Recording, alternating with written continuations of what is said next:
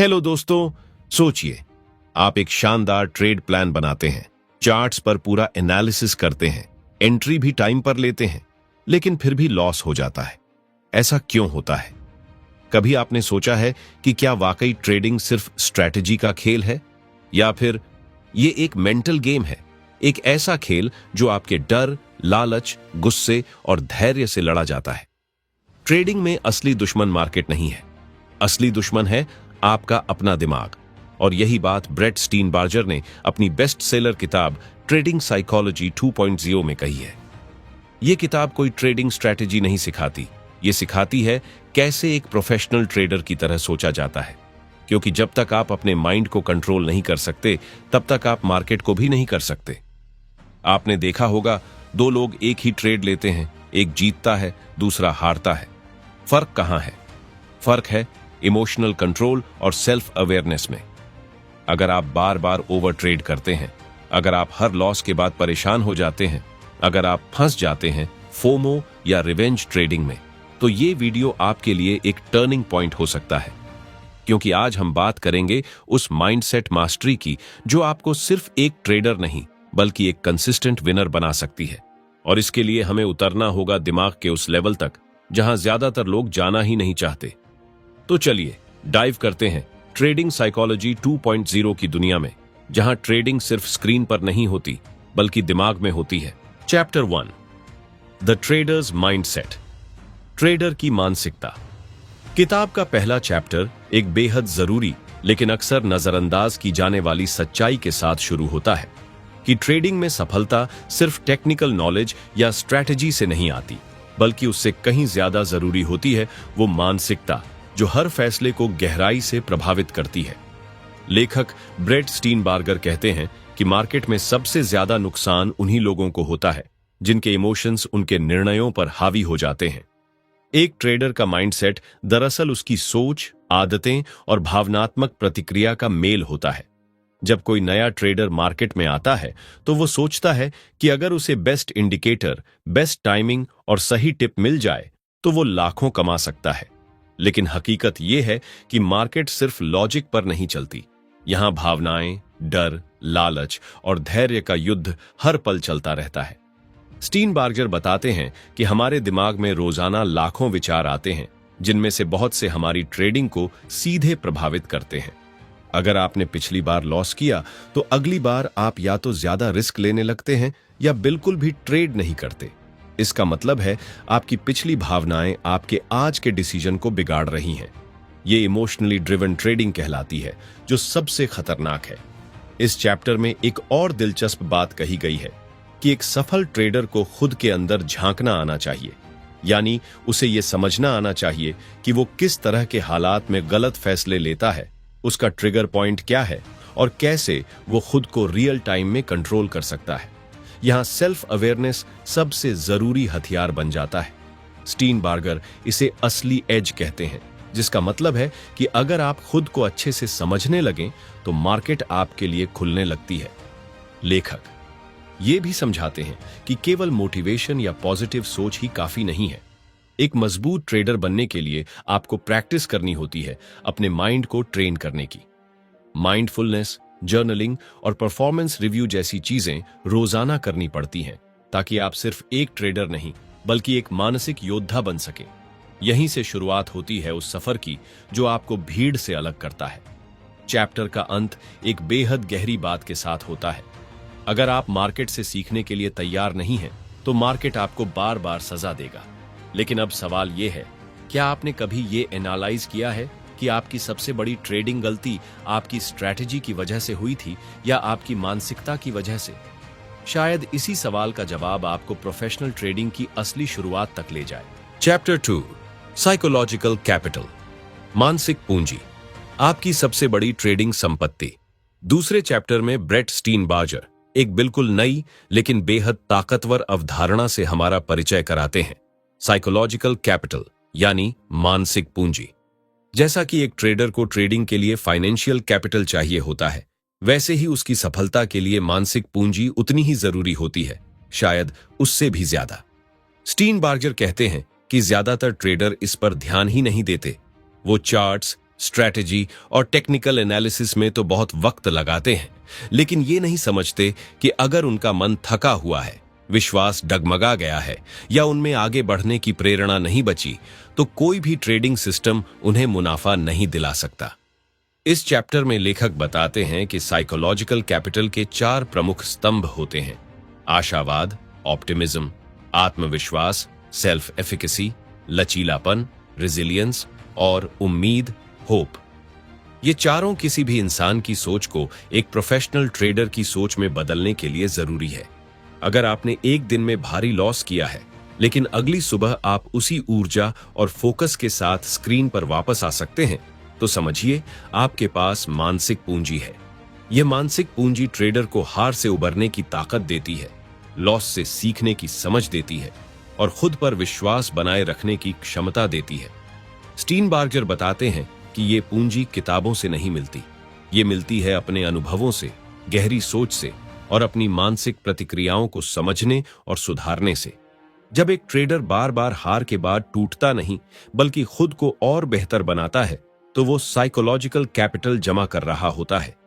यह पूंजी धीरे धीरे बढ़ती है। हर बार जब आप अपने डर पर जीत हासिल करते हैं, हर बार जब आप लालच को कंट्रोल करते हैं, हर बार जब आप लॉस को एक सबक की तरह लेते हैं, आप खुद को मानसिक रूप से अमीर बना रहे होते हैं।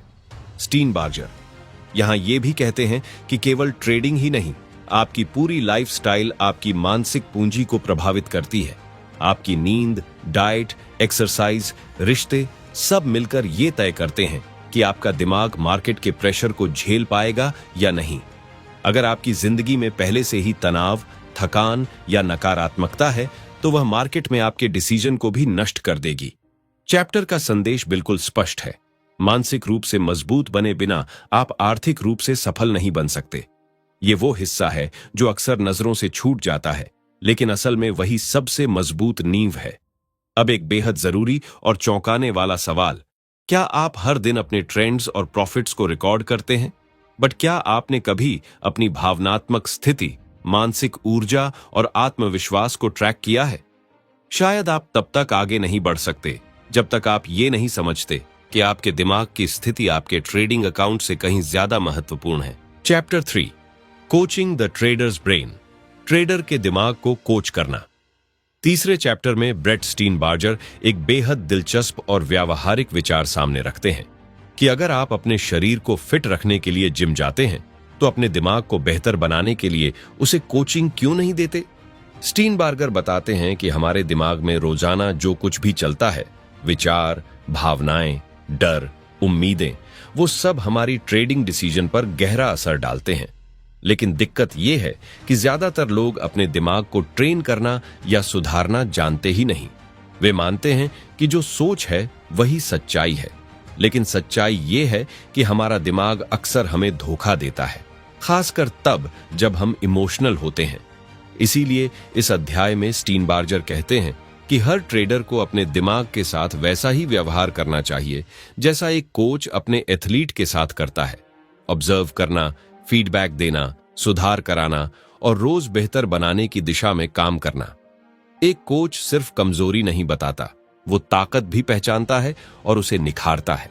यही जिम्मेदारी आपको अपने दिमाग के साथ निभानी है। स्टीनबार्गर हमें मेटाकॉग्निशन की ताकत से भी परिचित कराते हैं, यानी सोच के बारे में सोचना। जब आप एक ट्रेड लेने से पहले खुद से पूछते हैं, क्या मैं ये ट्रेड डर की वजह से ले रहा हूं या डिसिप्लिन की वजह से, तब आप खुद को कोच की नजर से देख रहे होते हैं। यह सोच आपको एक कदम पीछे ले जाती है और आपको इमोशंस से बाहर निकालकर प्रोफेशनल लेवल पर सोचने के काबिल बनाती है। इस चैप्टर में एक और शानदार बात सामने आती है कि आप जैसे जैसे अपने ट्रेडिंग बिहेवियर को एनालाइज करते हैं, आप खुद में पैटर्न्स देखने लगते हैं। हो सकता है आप लॉस के बाद ज्यादा रिस्क लेने लगते हो या बहुत अच्छा प्रॉफिट मिलने के बाद लापरवाह हो जाते हो। जब आप इन पैटर्न्स को पहचान लेते हैं, तो आप उन्हें तोड़ भी सकते हैं। यही असली कोचिंग है, न केवल स्किल को सुधारना बल्कि गलत आदतों को पहचान कर उन्हें रीप्रोग्राम करना। स्टीनबार्गर बताते हैं कि ये कोचिंग एक दिन में नहीं होती। ये एक कंसिस्टेंट और इंटेलिजेंट जर्नी है जिसमें आप हर हफ्ते खुद से ये सवाल पूछते हैं: इस हफ्ते मैंने अपनी सोच को कैसे बेहतर बनाया?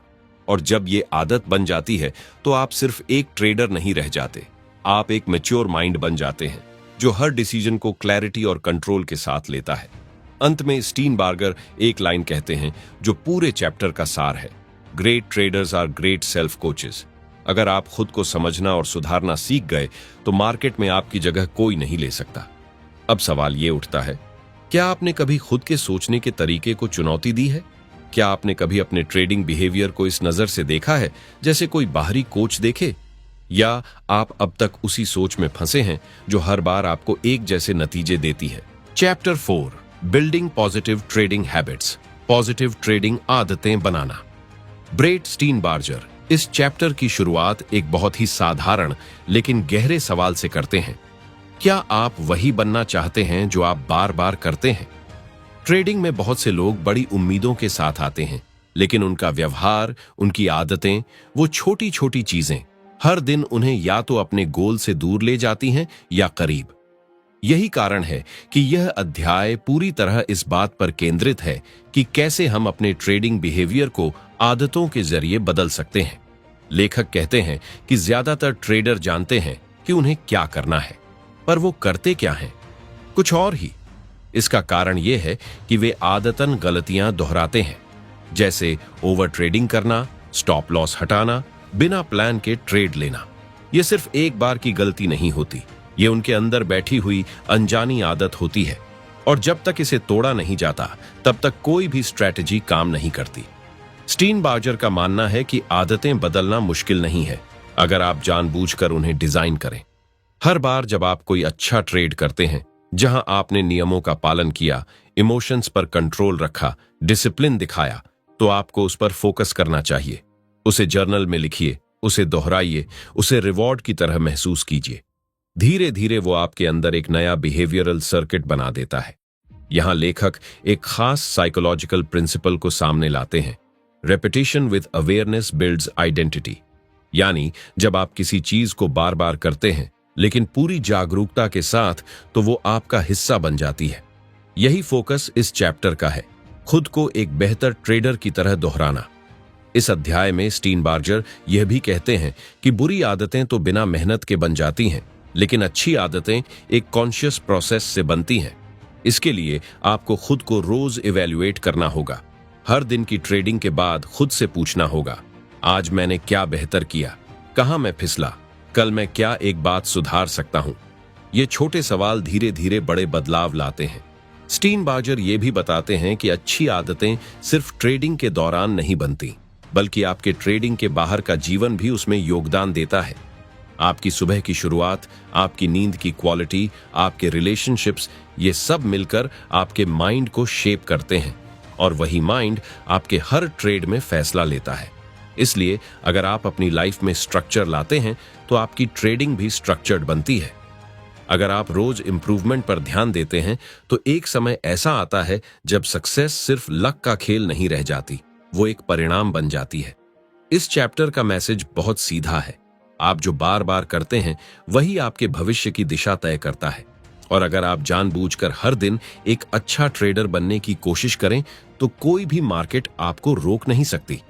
अब सोचिए, क्या आपकी आदतें उस इंसान की तरह हैं जो आप बनना चाहते हैं, या फिर आप रोज वही डिसीजंस दोहरा रहे हैं जो आपको पीछे खींचते हैं? शायद इस सवाल का जवाब ही आपकी असली ग्रोथ की शुरुआत हो।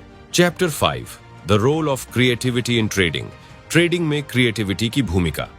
5वें चैप्टर में ब्रेट स्टीनबार्जर हमें ट्रेडिंग की उस साइड से मिलवाते हैं जिसके बारे में बहुत कम लोग सोचते हैं, क्रिएटिविटी। आमतौर पर जब लोग क्रिएटिव शब्द सुनते हैं तो उनके दिमाग में आर्टिस्ट, म्यूजिशियन या लेखक की छवि बनती है। लेकिन स्टीनबार्जर हमें यह समझाते हैं कि ट्रेडर भी एक आर्टिस्ट होता है जो मार्केट के बदलते मूड को महसूस करता है, पैटर्न्स को पढ़ता है और हर बार एक नया निर्णय लेता है। हर निर्णय एक नए स्ट्रोक की तरह होता है। इस अध्याय में लेखक ये स्पष्ट करते हैं कि ट्रेडिंग एक फिक्स्ड गेम नहीं है। यहां कोई एक स्ट्रैटेजी हमेशा काम नहीं करती। मार्केट लगातार बदलता रहता है, कभी वॉलाटाइल, कभी साइलेंट, कभी ट्रेंडिंग, कभी रेंज बाउंड। ऐसे में जो ट्रेडर रिजिड होते हैं, जो सिर्फ एक सिस्टम पर टिके रहते हैं, वे अक्सर रुक जाते हैं। वहीं क्रिएटिव ट्रेडर अपने अनुभव, ऑब्जर्वेशन और ओपन माइंड से नए रास्ते खोजता है। स्टीनबार्गर बताते हैं कि क्रिएटिविटी का मतलब है नए अवसरों को देख पाने की क्षमता। जब बाकी लोग डर या लालच में फंसे होते हैं, तब एक क्रिएटिव ट्रेडर कॉन्टेक्स्ट को पढ़ता है। वो सिर्फ प्राइस एक्शन नहीं देखता, बल्कि मार्केट की भावना समझने की कोशिश करता है कि अभी भीड़ क्या सोच रही है, पैसा कहां जा रहा है और क्या कोई असंतुलन दिख रहा है। लेखक यहां यह भी बताते हैं कि क्रिएटिव ट्रेडिंग का आधार सिर्फ गट फीलिंग नहीं है, बल्कि एक मजबूत डेटाबेस और डीप ऑब्जर्वेशन होता है। ऐसे ट्रेडर ट्रेडिंग डायरी का इस्तेमाल करते हैं, अपने पुराने ट्रेड्स को बार बार देखते हैं, अलग अलग मार्केट कंडीशंस में कैसे बर्ताव किया ये समझते हैं, और फिर जब वही सिचुएशन दोबारा आती है तो वो एक आर्टिस्ट की तरह उसमें अपनी ब्रश स्ट्रोक चलाते हैं, मतलब एक सटीक, समझदारी भरा निर्णय। स्टीनबार्गर ये भी कहते हैं कि क्रिएटिविटी तभी आती है जब आप ओपन माइंडेड हो, यानी आप रिजिड ना हो, आपने खुद को एक ही सही रास्ता मानने से रोका हो। एक क्रिएटिव ट्रेडर गलत होने से नहीं डरता, वो सीखता है। वो लॉस को रिजेक्शन नहीं, बल्कि फीडबैक मानता है। यह अध्याय हमें यह सिखाता है कि प्रोफेशनल ट्रेडर वही होता है जो मार्केट के साथ डांस करता है, न कि उससे लड़ता है। वह इमेजिनेशन और इंट्यूशन को एक डिसिप्लिन्ड फ्रेमवर्क में इस्तेमाल करता है। वो पैटर्न को मैकेनिकल तरीके से नहीं, बल्कि एक गहरे कनेक्शन के साथ देखता है। स्टीनबार्गर हमें यह भी समझाते हैं कि क्रिएटिविटी कोई जन्मजात टैलेंट नहीं है। यह डेवलप की जा सकती है अलग अलग सेक्टर की पढ़ाई से, विविध अनुभवों से, और सबसे ज्यादा खुद से सवाल पूछने की आदत से। क्या मैं इस डेटा को अलग नजरिए से देख सकता हूं? क्या कोई ऐसी अपॉर्चुनिटी है जिसे बाकी सब मिस कर रहे हैं? ये सवाल आपको भीड़ से अलग सोचने की ताकत देते हैं। इस चैप्टर का सार है, ट्रेडिंग में वही आगे बढ़ता है जो रिजिड सिस्टम से ऊपर उठकर सोच सकता है, नया देख सकता है और बदलते माहौल के हिसाब से खुद को री इन्वेंट कर सकता है। और अब एक ऐसा सवाल जो आपको खुद के भीतर झांकने पर मजबूर करेगा, क्या आप मार्केट से बस लड़ रहे हैं या उसके साथ क्रिएट कर रहे हैं? क्या आप हर बदलती सिचुएशन को एक नई पेंटिंग की तरह देखते हैं या बस पुराने ब्रश से वही पुराने रंग चढ़ा रहे हैं? शायद आप जिस ट्रेडिंग फ्रीडम की तलाश में हैं, वो रिजिड रूल्स नहीं, एक क्रिएटिव सोच से ही आएगी। Chapter 6, creating a self improvement programme, खुद के लिए विकास की प्रक्रिया बनाना। इस आखिरी अध्याय में ब्रेट स्टीनबार्गर हमें एक ऐसे मोड़ पर लाकर खड़ा करते हैं जहां अब ट्रेडिंग केवल पैसा कमाने की प्रक्रिया नहीं रहती, बल्कि स्वयं के विकास का माध्यम बन जाती है। स्टीनबार्गर का मानना है कि हर ट्रेडर को एक सेल्फ इंप्रूवमेंट प्रोग्राम बनाना चाहिए, क्योंकि जब तक हम खुद को अंदर से बेहतर नहीं करते, तब तक बाहर की कोई भी रणनीति स्थायी फायदा नहीं दे सकती। लेखक कहते हैं कि ट्रेडिंग में हर दिन हमें सीखने का मौका मिलता है, लेकिन अफसोस की बात यह है कि ज्यादातर लोग उन मौकों को पहचान ही नहीं पाते। वो या तो लॉस पर खुद को दोष देते हैं या प्रॉफिट पर ज्यादा आत्मविश्वास में आ जाते हैं। लेकिन स्टीनबार्गर बताते हैं कि एक सच में सीरियस और प्रोफेशनल ट्रेडर वही होता है जो हर अनुभव को एक फीडबैक सिस्टम की तरह इस्तेमाल करता है। इस अध्याय में लेखक इस विचार को और गहराई से समझाते हैं कि हमारा दिमाग तभी बेहतर होता है जब हम जानबूझकर रिफ्लेक्शन, फीडबैक और एक्शन का चक्र अपनाते हैं।